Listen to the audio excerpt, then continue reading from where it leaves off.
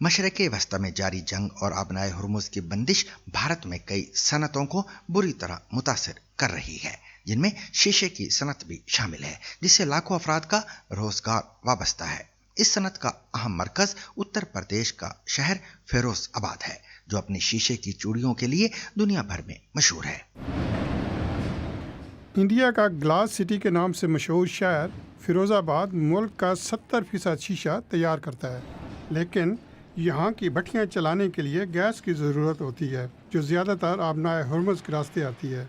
जब आमदोरफ्त रुक गई तो भारतीय हुकूमत को गैस की सप्लाई 20% कम करना पड़ा। हमारा 25% प्रोडक्शन कम हो गया है, और जो हम तो इसी प्रयास में रहते हैं किस तरह चैन बनी रहे, टूट जाती है। अब जो गैस मिल रही है वो मेरा कल्चर प्रोडक्शन चलेगा, फिर 3-4 दिन काम रोकना पड़ेगा, ऐसे अगले फोर्टनाइटली रोकना पड़ेगा। अगर फैक्ट्रियां बंद हुई तो इस सनत में काम करने वाले 1.5 लाख से ज़्यादा दिहाड़ीदार मजदूरों के रोजगार मुतासर होंगे।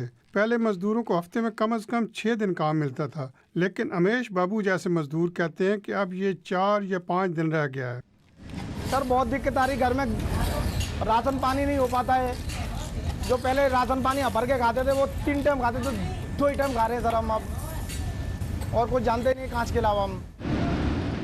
These micro, small and medium enterprises or MSMEs. ये छोटे और दरमियाने दर्जे के कारोबार इंडियन मईशत के लिए बहुत अहम है और मुल्क की GDP का 30% से ज़्यादा हिस्सा बनाते हैं। ये शोबा ज़राअत के बाद सबसे ज़्यादा लोगों को रोज़गार देता है।